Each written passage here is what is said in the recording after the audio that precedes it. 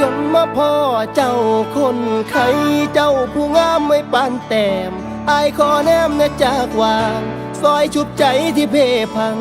ลาบานางคนไข้สิเป็นไปได้บ่ท่านอายสิขอไปเคียงกายท่านเจ้าบ่มีภัยคันได้นางมาเคียงข้างสิขอหักนางไปจนแก่โปรดรับใจเอาไว้แน่